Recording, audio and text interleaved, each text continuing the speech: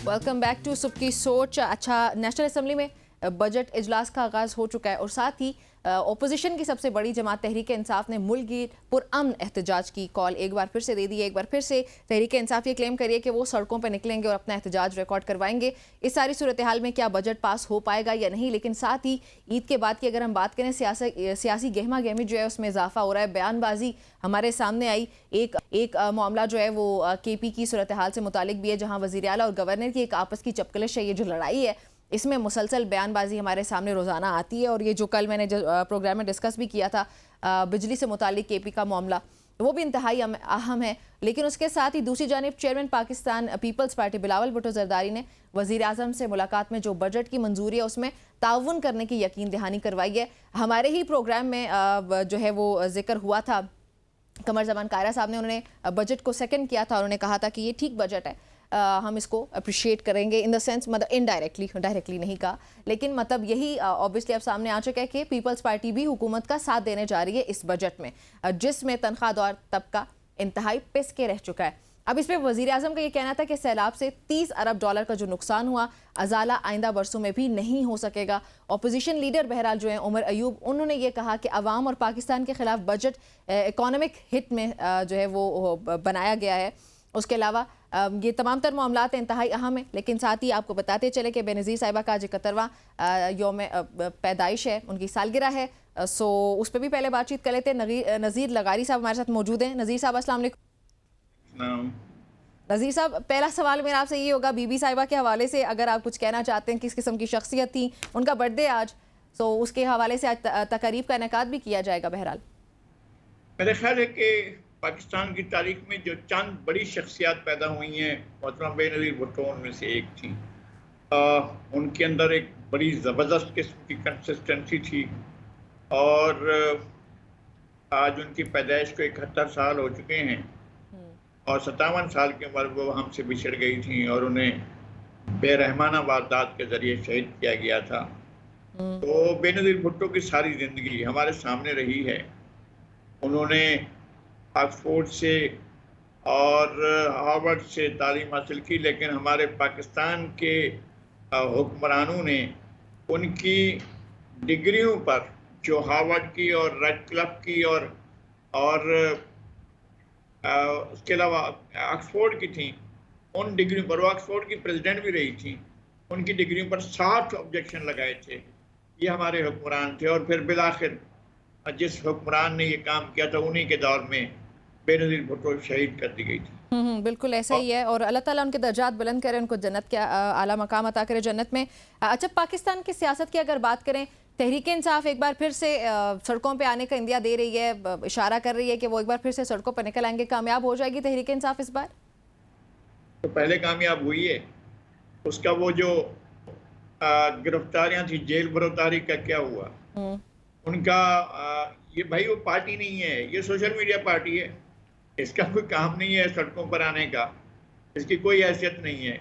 सबसे बड़ा शो जो उन्होंने किया था वो जो मई में किया था और वो हमारे सामने आ गया है, और उसके बाद अपने इक़्तिदार के खात्मे के बाद जो उन्होंने नाकाम शो किया था वो भी हमारे सामने है। 9 मई की वारदातें भी हमारे सामने हैं। लेकिन ये पब्लिक की, मासेस की वो पार्टी नहीं है जो सड़कों पर आकर अपना इजहार कर सके। इसमें वो सिर्फ कहाँ उससे टॉलरेट करा रहे हैं। आप चाहें सोशल मीडिया पर उनसे जो चाहें करा लें, वो आसमान से तारे तोड़ कर ले आएंगे, लेकिन हकीकत की दुनिया में और इस जीती जागती दुनिया में उनका अमली किरदार बहुत सी छोटी पार्टियों के मुकाबले का भी नहीं है। वो सड़कों पर नहीं आ सकते हैं। वो अपने आप को, मैंने खुद जाकर देखा था लाहौर में, जब ये अपना मार्च कर रहे थे इस्लामाबाद की तरफ, और वो असल में आर्मी चीफ तब्दील करवाना चाहते थे या अपनी मर्जी का लाना चाहते थे। उस वक्त तो ये उन्होंने लॉन्ग मार्च किया था जो लिबर्टी से शुरू होकर शाहदरा से मैंने खुद ज्वाइन किया, बल्कि मैं अपोजिट साइड से उस रैली के अंदर दाखिल हुआ था और गाड़ी के अंदर था मैं, और मैं 2 दफ़ा उसके अंदर से गुजर कर भी गया, वापस भी आया। मुझे तो इतना रास्ता भी मिला, मैं अंदर से होकर भी गया और मुझे मालूम था कि जनाब ये इतनी नफरी नहीं है जितनी उनके हामी उस पर दिखा रहे हैं, उसकी जो ट्रोलिंग कर रहे हैं जो सोशल मीडिया पर, वो नहीं थी। बहरहाल एक लेकिन लगारी साहब, सोशल मीडिया की जमात हो, ये टेलीविजन की जमात हो, ये तो हकीकत है कि पाकिस्तान की एक बहुत बड़ी जमात है, अपोजिशन की सबसे बड़ी जमात है, और जिस तरह से इंतखाबात हुए उस पर क्वेश्चंस पूरी दुनिया नहीं रेज किए पाकिस्तान में 8 फरवरी को क्या हुआ। तो उसके खिलाफ अगर उस बयानिए के साथ कोई अपना पुरअमन एहतजाज रिकॉर्ड करवाना चाहते तो आई थिंक एहतजाज तो उनका बुनियादी हक है, वो मिलना चाहिए। जो दहशत और पकड़ धकड़ है ये नहीं होनी चाहिए, राइट? बिल्कुल नहीं होनी चाहिए। और मैं ये समझता हूँ कि सियासी अमल में उनकी शिरकत से सियासत मजबूत होगी और सियासी अमल मजबूत होगा। वो जाएं, वो सड़कों पर जाएं और जिस तरह कह रहे हैं पुरअमन तौर पर जाएं, और वो जाकर अवाम में जाएं, अवाम के साथ बात करें, मुकालमा करें। यही तो हमारी ख्वाहिश है। वो हवा में उड़ते हैं और हवा में ही रहते हैं, और उनके सहूलतकार इदारों के अंदर मौजूद हैं। वो उनकी सहूलतकारी करते हैं, वो उनको बहुत ज़्यादा फवायद देते हैं। वो हर तरह के इदारों के अंदर मौजूद हैं। मैं अर्ज करता हूँ कि वो सिक्योरिटी इदारों में मौजूद हैं, वो इंसाफ के इदारों में मौजूद हैं, वो मुख्तलिफ ब्यूरोक्रेसी में मौजूद हैं, हर जगह पर मौजूद हैं। उनकी हिमायत करते हैं और एक ऐसे शख्स को वो प्रमोट करते हैं जिसका कोई सियासी विजन नहीं है, आज भी सियासी विजन नहीं है। वो सियासत को क्रिकेट की नज़र से देखता है और यही उनकी एक्सपर्टी है। और क्रिकेट में भी जो वर्ल्ड कप था उसमें सबसे नाकारा कारकर्दगी इन्हीं की थी। आप पूरा चार्ट उठाकर अभी भी देख लें, जिस वर्ल्ड कप को ये लेकर आए थे उसमें सबसे नाकारा कारकर्दगी जो थी वो इन्हीं की थी। तो मैं समझता हूँ कि ये कोई चीज़ नहीं है। उनकी चूंकि सहूलतकारी हो रही है मुख्तलिफ इदारों की तरफ से, इसलिए वो जो चाहें कहते रहें। मासेस में जाएंगे, लोगों में जाएंगे, लोगों के दुख साथ में शरीक होते हैं। जब लोग दुख में होते हैं, कौन से सैलाब के ज़माने में एक बार भी किसी तरफ गए उनकी क़यादत या खुद लीडरशिप? नहीं गए, कभी भी नहीं गए। जब लोग बर्बाद हो रहे होते हैं, जब लोगों के घर बर्बाद हो रहे होते हैं, जब लोगों के रहन सहन बूदोबाश खत्म हो रही होती है, जब जो है वो हर तरफ मवेशी बहकर जा रहे होते हैं, जब बच्चे बहकर जा रहे होते हैं, ये आराम करते हैं, ऐश में रहते हैं, इनको कोई मसला नहीं होता है। और ये अवाम के साथ कभी भी नहीं होते हैं। आ जाए ना अवाम के साथ, खड़े हो जाए अवाम के साथ, अवाम के दुखों के इस हुकूमत कोई शक नहीं है। और लगारी साहब, एक और मामला भी है। नेशनल असेंबली में बजट इजलास शुरू हो चुका है, हुकूमत पास करवा पाएगी ये बजट? मैं समझता हूँ कि हुकूमत को कोई ज्यादा खतरात लाहक नहीं है। पाकिस्तान पीपल्स पार्टी बहरहाल ऐसी कोशिश नहीं करेगी, क्योंकि बजट अगर पास नहीं होता है तो उसका उसी लम्हे हुकूमत जो है वो हो जाएगी, खत्म हो जाएगी। हुकूमत जिस वक्त अगर बजट पास नहीं करती है कौमी असम्बली, तो एक लम्हा भी ताखीर नहीं होगी, उसी वक्त हुकूमत खत्म हो जाएगी और शहबाज शरीफ वज़ीर आज़म नहीं रहेंगे। तो ये बात जानते हैं सब कि अगर एक इतना बड़ा क्यास पैदा होता है, इतना बड़ा खला पैदा होता है और पाकिस्तान की सियासत में इतना बड़ा रुकावट आती है, ब्लॉकेज आता है, तो मुल्क के लिए कितना खतरनाक होगा। ये बात पीपल्स पार्टी भी समझती है और दीगर लोग भी समझते हैं। अच्छा लगारी साहब, मैं अपनी नॉलेज के लिए पूछना चाहती हूँ, मेरे लिए खुद ही ये कंफ्यूजिंग सिचुएशन है कि कभी हमें दिखाई देता है कि पीपल्स पार्टी बैकफुट पे खेल रही है, वो असल में हुकूमत का हिस्सा ही है और हुकूमत और नून लीग की परफॉर्मेंस से, ये आपस की वो जो उनकी परफॉर्मेंस है उससे वो मुतमईन है। लेकिन साथ ही हमें मीडिया की हद तक जब खबरें सामने आती हैं तो नून लीग और इनके दरमियान कोई फड्डा भी दिखाई देता है। कल हसन मुर्तज़ा ने कहा कि नून लीग हमारी मरहून मिन्नत है, अगर हम ना होते तो ये तो हुकूमत क्या अडयाला जेल में होते। उसके रिस्पॉन्स में रांझा साहब ने भी यही कहा कि हम अकेले नहीं जाएंगे अडयाला जेल, आप लोग भी साथ जाएंगे। सो ये डबल स्टैंडर्ड्स हैं या ये क्या है, मुझे ये समझाइएगा प्लीज। नहीं, मेरे ख्याल में कि वो तो अपने अपने मकामात से अपनी अपनी जगह से बोल रहे हैं और उन्हें ये बोलने का राइट भी है। और ये कि ग्रीवेंसेस इस हुकूमत से तो अवाम की भी हैं, लोगों की भी हैं, आम आदमी की भी हैं, और हो सकता है कि पीपल्स पार्टी की भी हों, क्योंकि पीपल्स पार्टी तो कहती है हमारे साथ एक रिटर्न फार्मूला हुआ था है और एक हमारा एग्रीमेंट हुआ था, उस एग्रीमेंट पर अमल नहीं हो रहा है। वो चाह रहे थे कि सराइकी सूबे में के बारे में पेशरफ्त की जाए, वो पेशरफ्त नहीं हो रही है। वो चाह रहे थे कि सराइकी सूबों में सूबे के अंदर जो मुजवजा सराइकी सूबा है उसके अंदर जितने भी अजला हैं उनमें पोस्टिंग ट्रांसफर के सिलसिले में उनसे मुशावरत की जाए।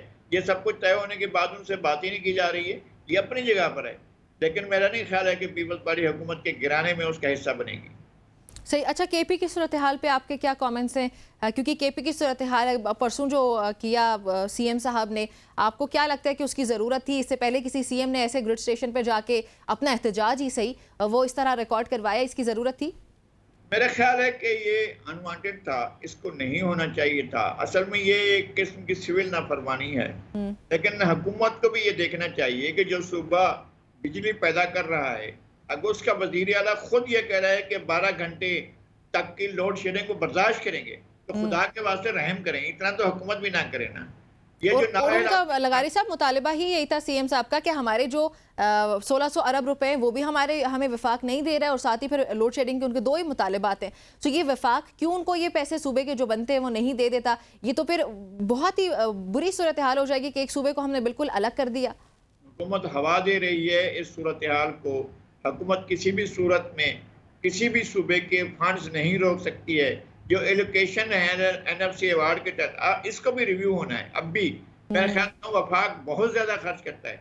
वफाक सूबों के सारे बजट, सब काम सूबों ने करने हैं। तालीम, सेहत, सोशल वेलफेयर, बल्दियात, गली मोहल्ला, बैस, सब कुछ फराहम सूबों ने करना है। वफाक कुछ भी नहीं करता है। वफाक का बजट तमाम सूबों के बजट को मिलाकर भी उससे भी दुगना होता है। तो वफाक करता क्या है? वफाक क्या चीज करता है? ये वजीरों को अल्ले तल्ले, ये सारे के सारे जो बैठकर अपने साथ आगे पीछे जो है गार्ड लगा रखे होते हैं। दुनिया में ऐसा कहाँ होता है जिस तरह का प्रोटोकॉल यहाँ के हुक्मरान लेते हैं, जिस तरह के यहाँ पर अखराजात होता है हुक्मरानों के ऊपर। तो ये सारा कुछ हुक्मरानों पर खर्च होता है, अवाम को लूटा जाता है और सूबों को नहीं दिया जाता है। और वफाक खुद बैठकर जो मैं आपसे यही सवाल भी पूछने लगी थी लगारी साहब कि हुकूमत ने अपना जो बजट है, जो अपने आमदनी जो है वो 9,129 अरब रुपए, ये एग्जैक्टली अगर मैं फिगर्स कोट करूं तो ये है, और अखराजात जो हैं वो अब बढ़ा के कर दिए जी 18,870 अरब रुपए, डबल कर दिया। इन शॉर्ट हम कह सकते हैं 9 अरब से बढ़ाकर 18 अरब रुपए कर दिया गया। हुकूमत ने अपने एक्सपेंडिचर्स पे कोई भी कट नहीं लगाया और आवाम पे इस तरह बोझ डाल दिया। ये बजट पेश करने जा रहे हैं ये लोग। इनके तो मुझे लगता है कि अब ये भी शायद करने लग जाएंगे कि जो वज़ीर आज़म रहा, जो चेयरमैन सेनेट रहा, जो कभी इनका मेंबर रहा, कभी वजीर रहे, उनके बच्चों को भी ये मराहत मिलती रहेंगी। ये लग रहा है कि जिस तरह की मराहत 8 मुलाजिम, गार्ड, फुला, भाई तुम लोगों ने क्या करना है इस मुल्क का? और इस मुल्क के साथ हुआ क्या है कि क्या बात है कि जनाब आपके रिटायरमेंट के बाद भी आप देखें तो सही मुलाजमीन की एक फौज, जफर मौज इनके साथ होती है। ये क्या तरीक़ाकार है? और सरकार उसको पे करती है, उनके मुलाजमीन को तनख्वाहें दी जाती हैं, उनके मुलाजमीन को सारा कुछ, जो उनकी ज़ाती खिदमत, पानी भरने वाला, कपड़े धोने वाला, जूता साफ करने वाला, जूता पॉलिश करने वाला, इनके लिए अलग अलग बंदे इन्होंने रख रखे हैं और रिटायर होने के बाद रख रखे हैं, और उसके बाद भी इनके मजे होते हैं। भाई ये क्या चीज़ है? ये मुल्क है भाई, यतीम खाना नहीं है कि लोगों को कंधों पर बिठाकर पाला जाए। हमारे हुक्मरानों की परवरिश कितनी है। हुक्मरान अपने आप को कुर्बान करके कौम की खिदमत करते हैं। हमारे हुक्मरान अवाम को कुचल कर, उनकी आखिरी निवाला छीन कर, उसके बच्चों का दूध छीन कर जो है ये हुक्मरानी करते हैं। ये तो बहुत बेरहमाना वारदात है। रियासत के इस अमल के खिलाफ अवाम रिटेलिएट करेंगे, अवाम बाहर निकलेंगे। और इनकी नहीं, ये तो बिल्कुल कोई चीज़ नहीं है। इन लोग तो सियासी लोग भी नहीं है, इनके खिलाफ इनके होते हुए नहीं निकलेंगे। लोग अपनी क़यादत खुद पैदा करेंगे और एक दिन ऐसा होगा। जी लगारी साहब, अच्छा पाकिस्तान मुस्लिम लीग नून के सीनियर रहनुमा, साबिक सीनियर रहनुमा आप कह सकते हैं, ज़ुबैर साहब, उन्होंने कल एक निजी टीवी चैनल पर इंटरव्यू दिया। बहुत इंपॉर्टेंट कुछ इंकशाफात उन्होंने किए, मैं चाहती हूँ आप उन पर कमेंट करें। पहले सुनते कि उन्होंने कहा क्या। जी लगारी साहब, एक और एक्सटेंशन दे देंगे, क्या कमेंट है आपका इस पे? घर के भी नहीं बोल रहे हैं और ये उन्हीं का असासा है जो बोल रहे हैं। अब इनको कहा जाएगा, कोई और जुबान दी जाएगी, वो बोलेंगे। इनको कहा जाएगा कि जनाब आप नवाज शरीफ के तराने कहें, वो फौरन तराने कहना शुरू कर देंगे। वो हर कोई अपनी अपनी कॉन्स्टिट्यूंसी से बोलता है। ये जहाँ से बोलते हैं उनका जो मरकज और महवर जो है वो नवाज शरीफ नहीं थे, और उस वक्त भी नहीं जब ये इनके साथ थे, और उस वक्त भी कहीं और से बोल रहे थे, अब भी कहीं और से बोल रहे हैं। और इसी तरह बोला करते हैं। इनके वालिद साहब भी इसी तरह किया करते थे। जहाँ से इनके वालिद की कॉन्स्टिट्यूंसी थी, यहाँ से उनकी कॉन्स्टिट्यूंसी है। ये दोनों भाई इस वक्त वो हैं, अल्लाह ताला ने सेहत दिया असद उमर साहब को, और ये भी वही हैं। ज़ुबैर साहब भी कुछ मुख्तलिफ नहीं है। वो अपनी पार्टी के खिलाफ बोल रहे हैं, लेकिन असल अपनी जगह से बोल रहे हैं, अपने मकाम से और अपनी उस जगह से जहाँ से वो बिलोंग करते हैं वहाँ से बोल रहे हैं। अच्छा लगारी साहब, एक और नई जमात बनने जा रही है शाहिद खाकान अब्बासी साहब की। अब आपको क्या लगता है ज़ुबैर साहब भी उस जमात में शामिल हो जाएंगे? मैं सिर्फ ये अर्ज करता हूँ, मुझे एक बात समझ में नहीं आती है कि शाहिद खाकान अब्बासी साहब के वालिद साहब पाकिस्तान की फिजाइया में मुलाजिम थे। हाँ जी। और मरी के रहने वाले थे। उनकी कितनी जायदाद होगी मुझे अंदाज़ा नहीं है। ये कैसे हो सकता है कि एक सरकारी मुलाजिम का बेटा अपनी एयरलाइन बना दे? वो ज़राए कौन से हैं? जब इन्होंने अपने असासे डिक्लेयर किए थे तो इस्लामाबाद का मकान 3 लाख रुपए का दिया था। उसी वक्त को लोग 3 करोड़ देने को तैयार थे, 30 करोड़ देने को तैयार होंगे अब तो। लेकिन मुल्क के साथ मजाक हो रहा है, जाएं वो भी करेंगे। उन्होंने भी एक डबली बनानी है, बनाएं। अपनी मस्जिद बनानी है, बना लें, और उसमें कुछ भी नहीं होगा। हाँ, अगर बादशाह घर चाहेंगे तो उसको बादशाह बना देंगे, वज़ीर आज़म बना देंगे, ले आएंगे। और इनको ले आए थे, अब इनको भी ले आएंगे, उसमें कौन सा मसला है? लेकिन ये वो पाकिस्तान तहरीक इंसाफ पार्लियामेंटेरियंस नुमा जमात ही लग रही है हमें। नून लीग से अलग हुए, नून लीग के पुराने यार जो हैं वो एक साथ वहाँ पे जाके इकट्ठे होने जा रहे हैं अब। नहीं, मेरे ख्याल में ये सारा का सारा वैसे ही होगा जिस तरह से पाकिस्तान पीपल्स पार्टी से अलग होने वाले हुए थे। 0 + 0 + 0 + 0 = 0। ये सारे के सारे मिलकर जो कुछ भी इस वक्त है वो मियां नवाज शरीफ हैं, वो पार्टी है। और उसके बाद वो पार्टी खुद कितनी है उसका पता भी अभी चल जाएगा। लेकिन ये पार्टियां जो गमलों में बनाई गई थी वो गमलों में ही सूख जाती हैं, उनको पानी नहीं मिलता है। तो इसका भी आप वही फ्यूचर देख रहे हैं जो आप पाकिस्तान तहरीक इंसाफ पार्लियामेंटेरियंस का देखते हैं? मैंने उससे पहले तहरीक इस्तकलाल का भी देखा था, जहाँ तहरीक इंसाफ पार्लियामेंटेरियन से पहले एक तहरीक इस्तकलाल बनी थी जो नवाज असगर खान ने बनाई थी। वो भी गमले बनाए गए थे और गमलों में सजाया गया था और गमलों में लाया गया था। वो पार्टी कभी भी अवाम की मकबूल पार्टी नहीं बन सकी थी। और ये जो इस वक्त जी अवाम की मकबूल कैसे उन्होंने ये उसको तो चले तहरीक इंसाफ पार्लियामेंटेरियन बनी थी, ये जो IPP बनी थी, IPP जी बिल्कुल, क्या हुआ IPP इस्तेहकाम में पाकिस्तान पार्टी, उसका क्या बना था? उसको जो उनको सीटें दिलवाई गई थी वो भी 2-4 सीटें, और उसकी बुनियाद पर वो अपना हक भी समझ रहे हैं। मेरे ख्याल में आजकल जहांगीर तरीन साहब अच्छा काम कर रहे हैं, वो अपने इलाके में एक बड़ा एजुकेशन के महाज पर बड़ा काम कर रहे हैं। वो एक अच्छी बात है, सियासत में वो कुछ डिलीवर नहीं कर सके थे। और इसी तरह से शायद खाकान अब्बासी अगर मरी की खिदमत करें, बड़े वसाइल हैं उनके पास, और अपने लोगों की खिदमत करें तो ज़्यादा बेहतर होगा। सियासत में उनका मकाम कुछ भी नहीं है। बिल्कुल ऐसा ही हो गया। ठीक है, आपका बहुत शुक्रिया आपका शेयर करने के लिए नज़ीर लगारी साहब। नाज़रीन, गुफ्तगू आपने सुनी है। शायद खाकान अब्बासी साहब की भी एक नई जमात हमारे सामने आने लगी है। मिफ्ता इस्माइल साहब ने उसके इनाग्रेशन के हवाले से या उसके आगाज़ के हवाले से, बनने के हवाले से तफसीलात शेयर कर भी दिए। देखते हैं क्या होता है। फ़िलहाल हम प्रोग्राम में एक ब्रेक शामिल करते हैं। सियासत में क्या होता रहेगा आपको डेली बेसिस पे अपडेट भी करते रहेंगे।